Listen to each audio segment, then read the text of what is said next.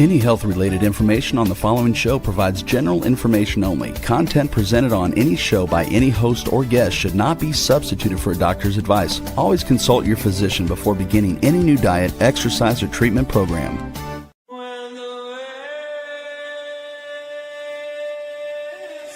For centuries, ancient cultures knew the secrets to longevity, vitality, and healing. Now, modern science is catching up. Ageless Blueprint is a podcast that will reveal the modern secrets of better health and a better life. Join Dr. Eldred Taylor here today and every Wednesday at 9 a.m. Eastern Time on W4HC Radio at W4HC.com. As together we discover the secrets to better health through science and spirituality. A better life with Ageless Blueprint starts now. Here's your host, Dr. Eldred Taylor. Hello, hello, hello. This is Wednesday morning. I'm Dr. Taylor. I am the hormone doctor, and we are here to end hormone confusion. And I'm really excited about this episode because I want you to see that this is real life. This is an international problem. It's cross-cultural, it's cross-racial. It is a problem, and we're here to end hormone confusion. And I have two of my best advocates on the show here with me because see, I've been talking about this for a year, but I want you to see that this is real life. People are suffering, and somebody has to do something about it. And I'm just crazy enough to think that I can end hormone confusion, but I can't do it by myself. I have to do it with great people like this who've experienced it and have gotten through it, and they're going to help somebody else do it. And so instead of me talking, I want to have some live people here. So let me tell you, I hope you saw last week's podcast. It was with Lovey Bradley, and she told you all about her struggles, and we're going to review that again today. But I'm going to tell you, the very next day, I had a patient come in that sounded exactly like she did. And you know what her nickname is Lovey also. So I want to introduce these two people. One is Lovey Bradley. Hopefully you remember her from last week. And if you haven't heard last week's podcast, you need to go back and look at it. And then I have another patient. Her name is Regina McClure. And can we pull her up? Hi. Hey, and so I am so excited about this because I need some real people out there who's saying that what I'm saying is actually true, okay? That there's a lot of hormone confusion out there, and that the solution is two things. Women and men are being tested wrong when we come to hormones. And the second one, we're really focusing on two hormones that we should not be focusing on.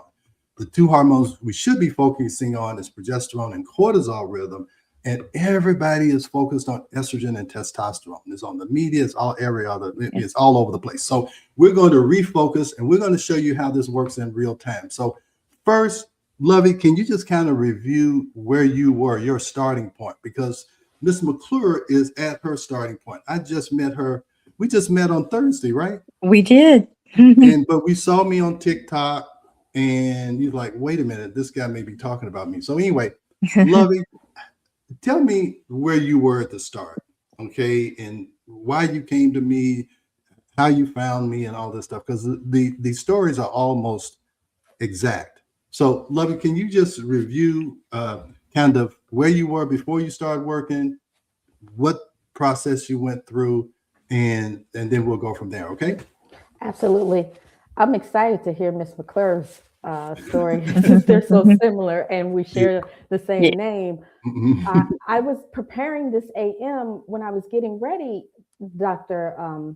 Taylor. I realized at the age of 12, I had a full mustache because I asked myself, when did this onset happen? It didn't happen in my 30s.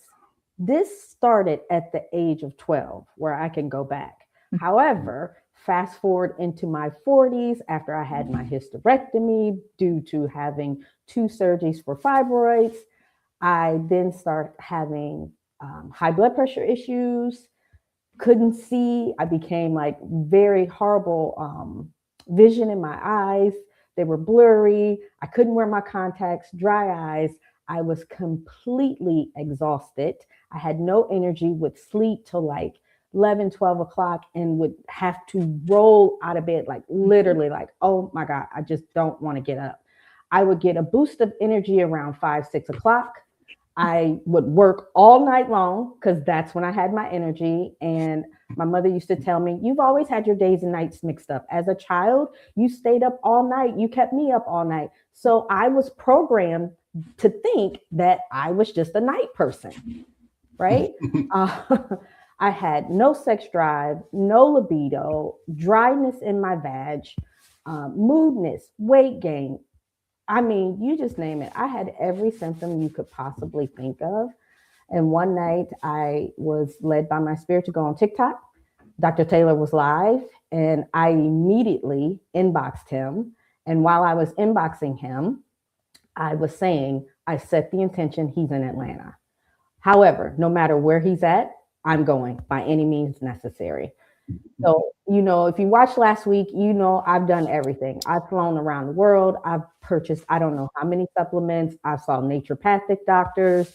I've done Reiki. I've done massage therapy. I've done lymphatic massages, you name it, and beyond. I've done detoxes. I've done plant-based. I've done, you name it. I've done it. I've spent, I don't know, I could possibly say $80,000, $90,000 over the years of trying to figure out what was going on with my body. And that does not include the cost of surgery.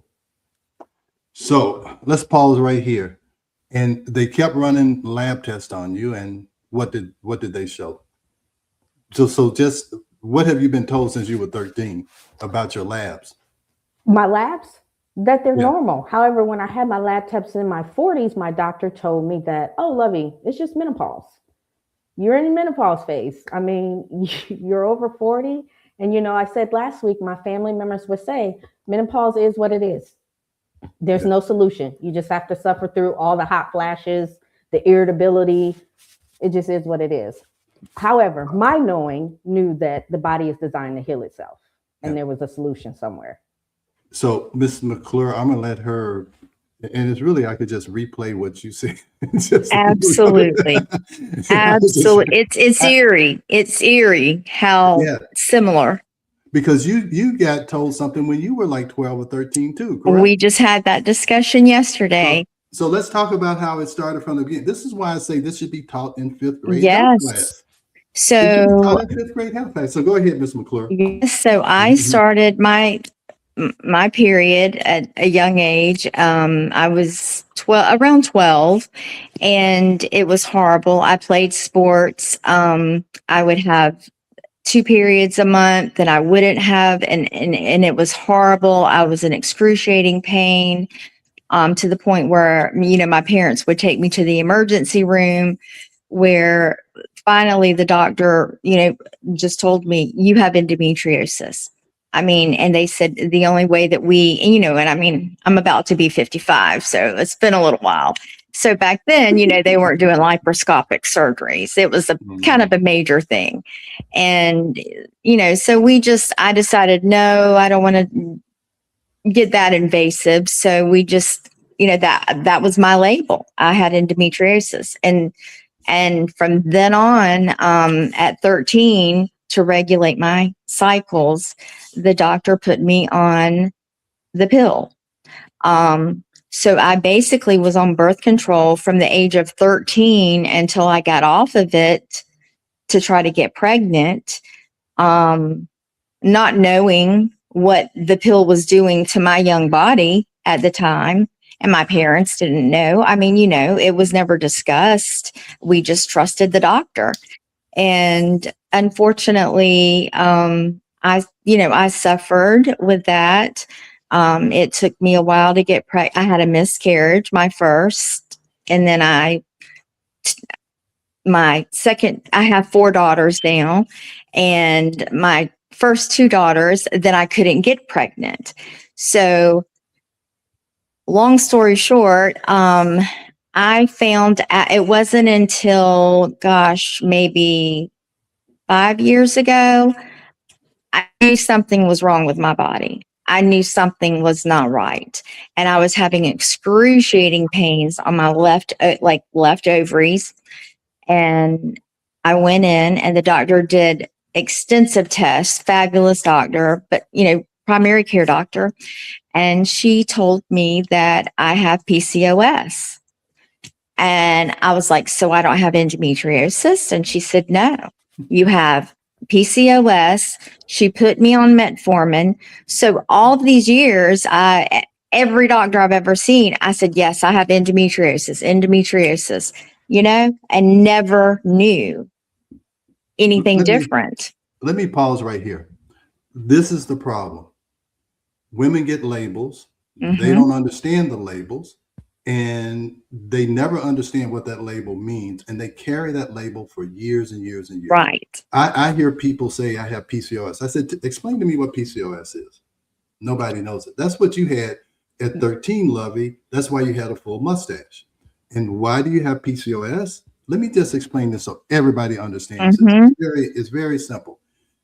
Poly is the P, cystic is the C, ovary is the O, syndrome is the S, polycystic ovarian syndrome. Whenever you have a syndrome, that means it's a bunch of symptoms that people don't understand the cause. Right. That's the problem. You can understand the cause. When you don't ovulate, you don't make progesterone. When you don't make progesterone, you start making testosterone. What does testosterone do? It gives you a mustache. And I also started getting chin hair. My girls would laugh at me because I would be in Carrider line plucking chin hair. I mean, it's the sad thing about it is, and the doctor, she didn't even really just explain the whole, she just said, here's some metformin, this will help, That's what I'm saying. They're not even trying to help you understand your body. Right. Because let me tell you, the doctors are just as confused. I'm doing a webinar in June for some doctors in Mexico to explain PCOS. And you know what? It's going to take me about 2 minutes. It's a progesterone deficiency. You've always had a progesterone deficiency. Right. And at 13, you don't have endometriosis and you don't have PCOS. You have puberty. That is the finishing part of puberty. Trying to get you into a reproductive cycle. So when you're going into your reproductive stage and when you're going out of your reproductive stage, that's when all heck breaks loose. Right. That's when you have to try and rebalance the person. Those are the two critical stages. But you've gone from 13 to 49. Right. Lovey, and you 13 to 50, not understanding what you've been saying for 30 something years. And then ended up having another baby because that doctor put me on metformin, which makes you release, ovulate, which is a blessing. She's my 16-year-old. So every menopausal woman needs a 16-year-old at home, just to throw in the mix, like a little bit more stress. Thank you. Okay. So here's where I want to go. So we figured out where it started, and all of you guys, it started at puberty. That's why it needs to be taught in the 5th grade health class, right? So that you can understand that. Okay. So anyway, so now you're perimenopausal and menopause. Lovey, you kind of explained how you felt before you came. Miss McClure, I send out the medical information so they can fill it out beforehand. I told Miss McClure, I've never seen someone write as much on that medical document as she did. She had every symptom, every myth buster, all of that stuff. So anyway, so tell us how you felt that made you say, you need to come see me. Well, looking back, like she said, I've kind of gone back to see because I never really had a doctor say you're in menopause. I had my cervix and my uterus removed. Maybe back in 2020, it was about 2 years after I had my last daughter. So I had her in 2010. So I had it about 2 years later. And I was fine. I had no problems, no issues other than, I would still have some issues, and I was not getting back on that metformin because I couldn't tolerate it. So, everything was going well. And now that I look back at my labs, I can now tell that it was around 2020 when I started feeling a lot of the symptoms. But I think it was kind of masked because of all my kids were home because everything was shut down. And I just thought I was going crazy because everybody was, we were all at home. and so, I look back about it. And so really mine really, I started getting just very agitated, just very emotional. I was always very active. I had, 4 daughters that played in every sport. I was a single mother. Their dad lives in Savannah. We live 2.5 hours away from him. So I was basically a single mom running these kids all around to every sport here and there. And then on top of that, I became my mother's full-time caregiver. She had dementia, which they live right next to us. So at first I just thought that I was just running myself down, with trying to do everything. Little did I know it was my body. And it's funny, you talk about the libido. That is when I was in a long-term relationship. And when I tell you, I've never had a problem with my libido, but I woke up one day and it was like, I didn't even want him to hold my hand. I didn't even want to look at him. And it, and it's so sad. And that's how we talked about it yesterday, because I have so many friends that have, divorced, that have issues. And men don't understand it. You truly don't understand it. And like you were saying, Lovey, you heard your mother and grandmother discuss it. And, like at our age, we would hear them talk about it, but it wasn't really talked about. You know what I mean? It wasn't like a discussion. It was kind of like politics. Back in the day, no one talked about politics, not a single soul. You didn't talk about money and politics, at my house anyway. But so, and I feel because, and I just feel like, no one was discussing it. And, but I knew that morning that I woke up and I had that feeling. I said, oh, I must be going through menopause. And so I started going to my primary care doctor. Well, they didn't know anything, and with my mother having dementia, I had done a deep dive into dementia. And one of the major things that I read was, and I knew my mother she had had a total hysterectomy right after, at a very young age. And they had put her on Premarin. And I remember that, she still had her medicine bottle full of the pills. And it's like one day she came home and she said, I can't, take that anymore because women are having blood clots. And now that I'm a mother, I see like why she was kind of grouchy or why she was kind of, whatever. She never really, talked about it, but now I see what she was going through. She was tired. She was exhausted. And now I'm going through it.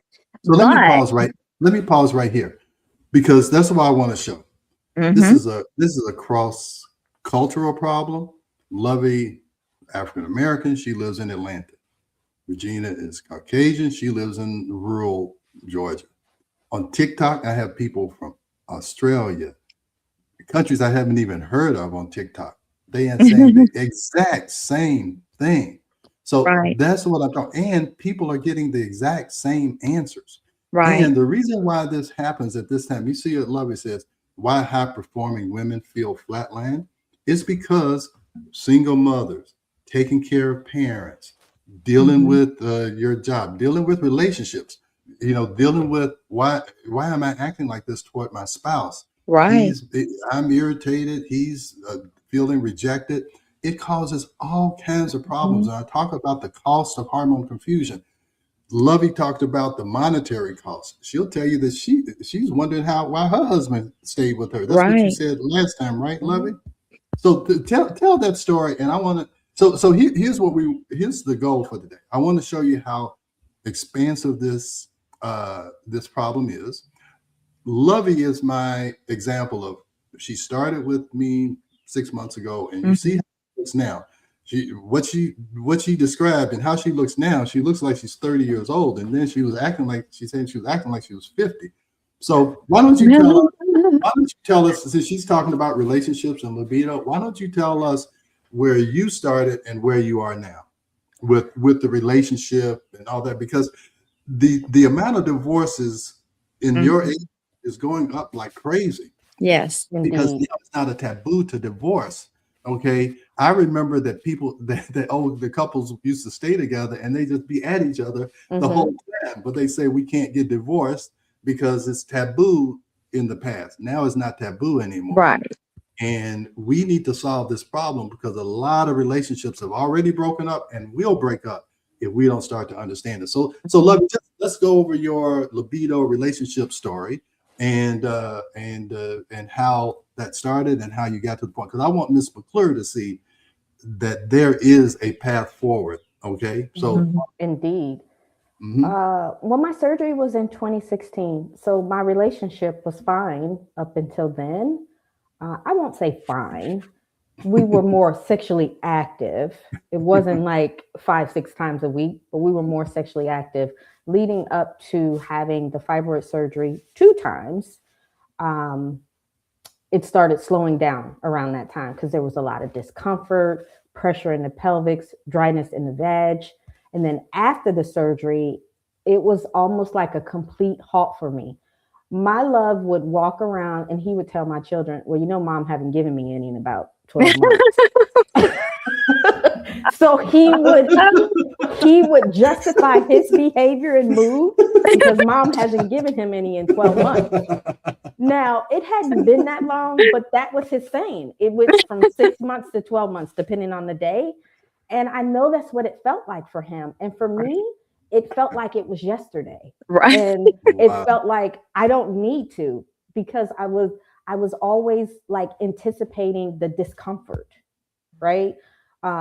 Just the thought of getting naked.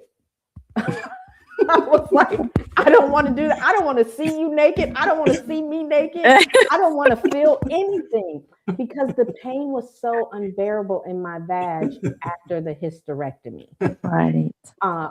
So yes, we went from absolutely like almost non-existent. It was like we were just roommates. And there were even times where I slept in the guest room because I felt like I rested better sleeping alone. That's a whole nother topic too, Dr. Taylor. That's a whole nother topic. However, like I said last week, when Dr. Taylor started treating me, it was about 3-4 weeks later that I said, okay, I have to mentally prepare myself because my body remembered the pain and discomfort. However, I wanted to help my body relax. And I told my love, I said, I've been on this medication as far as my hormone therapy, and I want to see, has anything shifted? I actually had a drive to see if anything had shifted, right? It's like, I want to see what it feels like to be intimate again. And so I said last week, the very first time, it was phenomenal for us. I even said to him, how was that? Like, was it different? Like, explain to me how it was for you. Like there was no dryness. There wasn't all these things that we had to do to prepare my body just to relax, to just have me feel comfortable, and it was just so much like a chore, a task. Yeah. So it was horrible. So I explained this last week, what happened, Ms. McClure. So we did all the hormone stuff and you can look back and hear all of this. But the final one was for vaginal dryness, you use something called estriol. It's a type of estrogen, but it's a weak estrogen. Its Right. main job is to make sure that the vagina is moist and flexible when a baby comes. That's why you have so much estriol in the bag of water around the baby. So when the bag of water breaks, it floods the vagina with estriol, and now it can be flexible enough to get a head through. So that is made for vaginal dryness. And all you have to do, you only do it for 4 weeks. You do it every night for a week and every other night for 4 weeks. And after that, it usually solves the problem permanently. But now, so that's the physical part. The emotional part has to come with balancing your hormones. Right. So we balanced our hormones with the emotional part. Then she was like, I got one more problem. I got this problem down here. No problem. Give her the estriol. So now, Right. emotionally, she's stable. Physically, she's stable. Intimately, she's stable. And now look at her. She looks, now I'm going to tell you, Lovey didn't look like this when she first walked in my office. Her hair was a mess. I told Dr. Taylor yesterday, I said, she's gorgeous. I said, she looks like a model. He said, I'm not trying to be rude. He said, but she didn't. He said, I mean, she looked different when she come in. I have videos. I recorded the whole process. I recorded day one, and then I recorded not day one, but weeks one. I recorded like when I started going into the office, my journey and what I look like and how I just look like. I really looked like my husband had been abusing me. I had 2 black eyes. Truth be told, when Dr. Taylor and I had our first meeting over the phone, he said, I'm quite shocked that you're this put together. But what I didn't tell Dr. Taylor, and it was, and our appointment was at 12:30, and what I didn't tell him was I literally had just woke up at 12 o'clock and ran in the bathroom, brushed my teeth, threw on a little bit of makeup and a shirt, because I'd been wearing the same shirt for like the past, 4 or 5 days. I get that. And brushed my hair.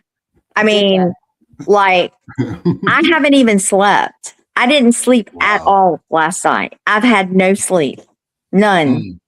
And that's my biggest issue is, now I have 2 grandbabies, little baby, 1 and 3, and another one that's going to be here in July. And I have no energy, no energy. Story. And I am young. I am so young at heart. Like, my 16-year-old daughter, her friends want to hang out with me. Like my other daughters, their friends want, I'm fun. I'm just, I'm the life of the party, but I haven't been the life of the party. I want to. And when you said that about staying in the bed, and I know that sounds completely crazy to some people, and, and I think a lot of us women mask, we're good at masking things, like you might can throw on some makeup, but then what Dr. Taylor doesn't realize is that after that call, I went back to sleep and slept for another 3 hours. So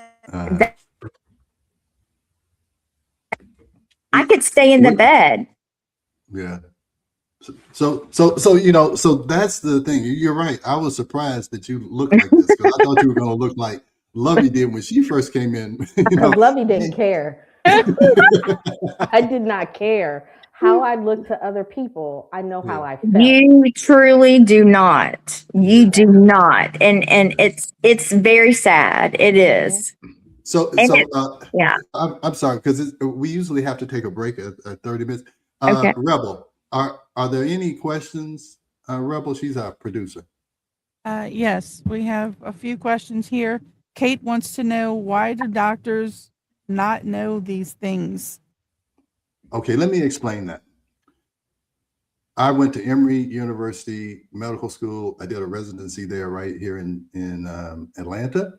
And everything I'm telling you right now, I never learned while I was a resident. The only thing that made me learn this is that my wife had this story.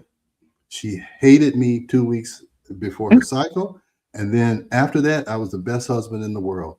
And she kept wondering why I kept changing my personality every 2 weeks. Right. Okay. And so then I had a patient come in and ask me about, did I know about progesterone and saliva testing? I said, no. My wife actually listened to the cassette tape and she said, this guy's talking about me. Mm-hmm. And so we learned about hormones. And then about 2 years later, when I would get up and I'd have to go to the hospital and do a C-section or delivery, and we had kids, I could not depend on my wife to wake up and take my kids to school. You don't know how many days. I've been there, done it. But I can't tell you how many times my kids have been late to school. I mean, this happened to me 30 years ago. That's why we wrote the book 25 years ago. And look, the same confusion that I had coming out of residency is still there. Only 9% of doctors know how to handle menopause. And I don't even know if I trust those 9%. Well, and I told you, I went to an my doctor finally, and because I have medical background, I was in nursing school and then had to drop out because of my third daughter being born. So I had, and I've worked at Memorial Medical Center in Savannah for years. So I have medical background and knowledge. And, and I was asking my primary care, and I guess he just got sick of, argue or whatever with me. And he said, I'm going to send you to an endocrinologist. So I'm like, okay, we're on to something now. So I told you, I walk in and there is this, and nothing against young doctors. That just means I'm getting older. But he literally looked like I needed to check his ID before I started talking about my libido to him. And, and he's sitting there looking at me like I'm some crazy woman, like, and then for you to tell me that women can live without hormones. Yeah. So let me pause because we do have to go. Let me pause right here. Endocrinologists, and I'm just going to say it blank, they are not the person that knows about women's hormones. I tell people there's a GYN endocrinology book that has about 600 pages in there. That's what we look at. Okay. Endocrinologists don't read that book, just like I don't read their books about, what other endocrine. So that's but here's what happens. When the doctors don't know, they ship you off. So now you got all these consultation visits. I'm going to an endocrinologist, a hematologist, whatever ologist, just to get you out of their office. Their hair, yes. To do with you. Exactly. So, hey, Rebel, we've got to go to a break. I could talk about this forever. So we've got to go to a break. We're going to come back and we're going to answer some questions. And I want to debunk some myths. One is that if you don't have a uterus, you don't need progesterone. I am going to debunk that myth right now. Please do. All right. Yes. Yeah. So let's go to break, and then we're going to come back with questions and some myths that need to be debunked. All right. Okay. Great. We are going to a quick break, so stay with us as we explore the ageless blueprint right here on W4HC Radio and Talk 4 TV. An ancient secret with a modern twist for better health and vitality. Dr. Taylor will be right back. Taking care of your health shouldn't mean taking a handful of pills every day. At Taylor MD Formulations, they create doctor-developed supplements that combine the best natural ingredients so you get the results you need with fewer pills. Taylor MD Formulations is backed by science, designed for real life with real results. Less pills, better health, doctor approved. Shop now at TaylorMDFormulations.com and discover smarter supplements for smarter health. That's TaylorMDFormulations.com. We are back for more of Ageless Blueprint. Once again, let's join Dr. Taylor for more insights and research on the ancient secret to better health and a better life in modern times. Here's your host, Dr. Eldred Taylor. All right, we're back. So, I want to be clear about Ageless Blueprint. You see how this problem has gone through the ages? Okay, there are some blueprints, how your body works, how estrogen works, how progesterone works, what stress does. The circadian rhythm, okay, which is your stress cortisol curve. You know how long that's been around?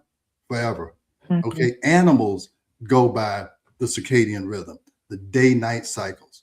That is an ageless blueprint. is you follow the circadian rhythm. Isn't that what your naturopath said? You eat with the sun, Lovey, didn't you say that? Indeed. So you have to have, and so when your circadian rhythm is off, your whole body system is off. Your digestive system is off. Your hormone system is off.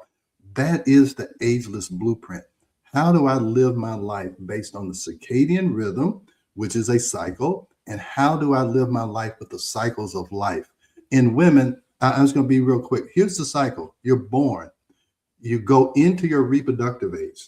That is puberty.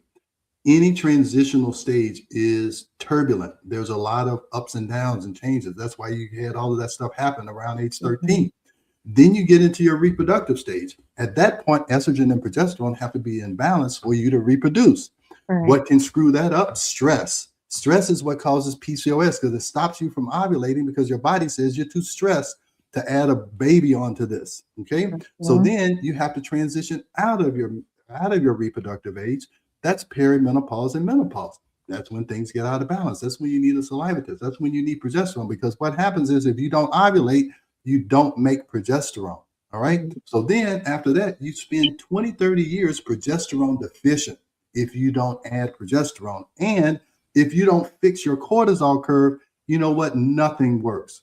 That's why the second book we wrote was The Stress Connection, because it took us 4 or 5 years to figure out, hey, estrogen and progesterone and testosterone, it doesn't fix everything.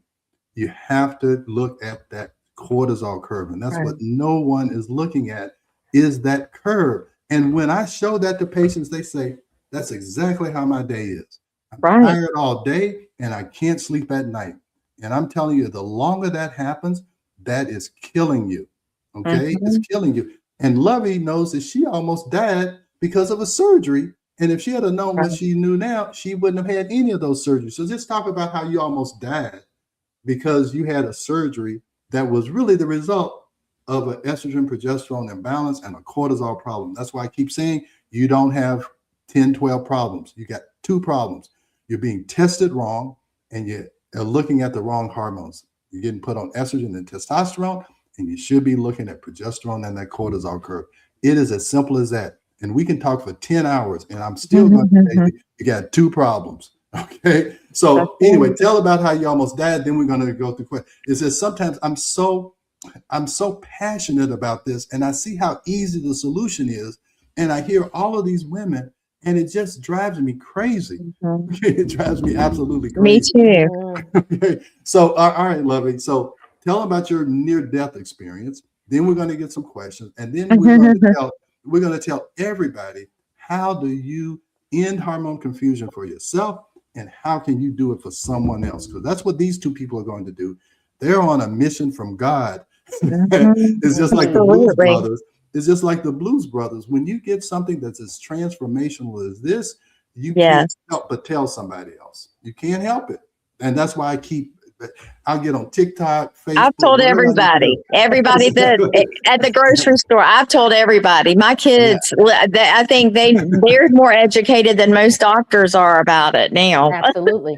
You're right. You're right. That's why I say you need to go in and educate your doctor. This is what I'll tell you. Most of the things that I do in my office now is because a patient asked me and I started to investigate it. And I'm like, wow, this is something I need to bring into my office. All of this started from a patient. You guys don't know how powerful you are.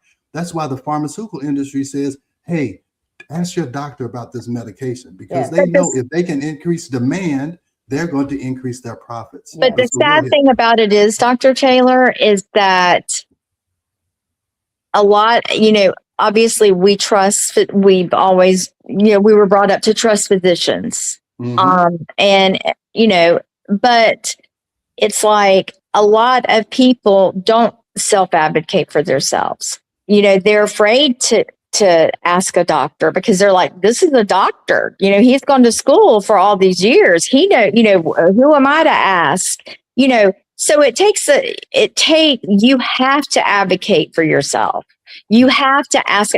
Like I just told you yesterday, the doctor that I'm seeing now, she wouldn't even do a test my progesterone. And I asked her to. If she had done it in the blood, it wouldn't have told you anything. So I'm glad she didn't do it because you would have Right. wasted your money. Okay? Right. So you would have wasted your money. So I'm glad. But I want to tell everybody this: truth outweighs authority. Okay, so I don't care if you think they're an authority figure. Truth outweighs authority. Right. Okay, so you're coming with the truth. Hey, estrogen causes growth. You Okay? know your Estrogen body. says not the growth. You know your body. So, all right. So here's what we're gonna say: near-death experience. Mm-hmm. Okay, and quickly let's go over that. Then we're gonna debunk some myths. Then we're gonna have about 6-7 minutes for some questions, and then at the end, I want to tell you. I don't want to tell you all this information. I need you to. I'm going to show you where you can go and get free information. Not everybody has to come see me. I'll be happy to help you if you want it. But I want to give you some basic information that you can go and you can start advocating for yourself and changing how you feel. So, all right, let me be quiet. 2 or 3 minutes. Why don't you talk about your experience and we'll go from there. So I had the surgery, the hysterectomy, and inside the surgery, I don't know, in the operating room, I contacted septic, and I was fine after the surgery. I didn't even have a whole lot of pain. Like I have a high pain tolerance. Had three babies naturally, nothing. Right? Oh, wow. So day before I got ready to be released, my physician came in, my OBGYN, and she says, you have a low-grade fever, but we're not worried about it. We're going to send you home. I went home. My mom was like, you need to sit down. I'm like, I feel really, really great. 24 hours later, I literally woke up, could not move. I needed to use the restroom. I called my husband and said, I need you to come home. I don't know what's going on with me. I can't move. I'm in excruciating pain. Take me to the hospital. I sat in the ER, I don't know how long, hours in pain, not knowing what was going on with my body, and a fever that was just off the charts. So I get back, they do blood work, come to find out my white blood count, I don't remember the numbers, but they were in the thousands. It was crazy. I ended up spending like 15, 16 days in the hospital after the surgery where they were treating me. It totally disrupted my gut, totally disrupted my intestines, my bowels. It took my bowels like 4 years. I didn't say this, Dr. Taylor, 4 or 5 years to get back to normal stool. You talk about the cost of hormone confusion. Golly.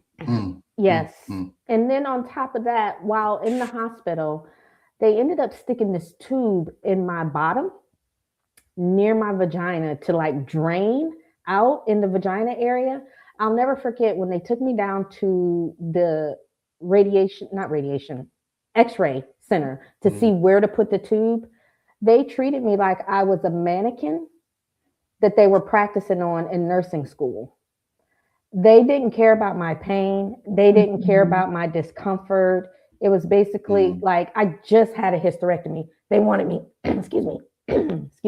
They wanted me to lay on my belly after just having a hysterectomy so they can insert a tube in my bottom to drain out whatever infection was possibly in the vag. And then I had this long tube hanging out my butt. I have to say it like that because it was just horrible, hanging out my bottom that needed to be drained. So I went home with that. I mean, it was just a horrible experience. And prior to that, I said to Dr. Taylor, my spirit told me before having the surgery, after it was booked, heal thyself. And I went through with the surgery because it was already booked. And they told me if I cancel, it would cost me hundreds of dollars to cancel the surgery, even though it was months out. Yeah. Let me pause right there. I can't tell you how many women have come in my office and said, I knew I shouldn't have had that hysterectomy. Shouldn't have. I knew I shouldn't have done this. And let me tell you, women's intuition is a real thing. It's a real thing. I've learned that by being married for 40 years. When my wife says, I don't feel right about something, I used to argue with her, but I learned not to. I would say, hey, you don't even have to explain it to me. I don't need to understand it. I'm just not going to do it. Okay. So, and let me tell you, when I first came up with this concept of ageless blueprint, I ran it. I told my wife, I said, I'm going to do this. I said, I want you to trust me. And she said, okay. I was surprised But her intuition was saying that this was okay for me to do. This is a year and a half later, and I had no idea I'd be doing this when I just said, hey, I'm going to come up with this thing called Ageless Blueprint. So anyway, I just want you to, I just say, women, trust your intuition, please. Now, we're running close on time, so I want to debunk this myth. If you don't have a uterus, you still need progesterone because your brain needs it, your vagina needs it, your cardiovascular system needs it. And I've always been told I do not need it. That's because they use Premarin and Provera to stop bleeding. Okay, right. And it works great to stop bleeding. But Provera does not do all the other things I'm telling you about, helping you with your mood. It actually makes you depressed. So that is the issue. They mix up progesterone with progestins. Progesterone is not a uterine bleeding hormone. It is called progesterone because it promotes gestation and it does all these wonderful things. So you do need progesterone throughout your life. You both needed it at 13. That's when you needed it. And if you had it at 13, you wouldn't have had 2 myomectomies. You wouldn't have had a tube running out your butt, and you wouldn't be sleeping, 18 hours out of the day, Ms. McClure. Yes. So I debunked that. Okay. So if you don't get anything else out of this podcast, you need progesterone. I don't care if you have a uterus or don't have a uterus or I don't care what you don't have. You need progesterone. As long as you have a brain, you need progesterone. Okay. I'm just telling you that. All right. So questions, Rebel. We got about 4 minutes, I think. So, and then here's what I want to say. Well, go ahead. Because at the end, I'm going to tell you how you can get more information. So let's answer a few questions. And if they don't have to be to me, they can be to our guests. Okay. Beth wanted to know, why are doctors telling women and girls' families these wrong things? You pretty much answered that. They just don't know. They just don't know. They're not intentionally doing it. It's not a conspiracy. It's not there. They're just well, I will say it's a conspiracy. I do think that the pharmaceutical industry and the healthcare industry likes to keep you I sick. will tell you this. I was so desperate about 2 years ago when my daughter was pregnant with my first grandson. I was so desperate and just so exhausted. I could barely even go with her to her doctor's appointment. And I even asked her OBGYN, which is a fantastic doctor, wonderful OBGYN. And she literally looked at me and she said, Regina, she said, I'm embarrassed to say this. She said, but, out of all the medical schools, she said, I mean, we maybe got like a day or two over hormones. I mean, she said, you're going to have to find somebody else. I mean, at least she was honest, Yeah. I mean, but I was desperate. I would have asked anybody. She admitted that she didn't know. Right. I commend her for that because Absolutely. Most docs, I tell you, I say that most docs are down on what they're not up on. Right. So if they're not up on hormones, they're going to be down. Oh, no, you shouldn't be taking any hormones. Oh, no, you can't take any hormones. No, the FDA. If they're not up on it, they're down on it. And she's honest. I tell people, I know what I know and I know what I don't know. So don't ask me about kidney problems. Don't ask me about heart problems. Don't ask me about heart problems, and I will tell you, and I will tell it to you authoritatively because I've lived through this, myself. So anyway, another question.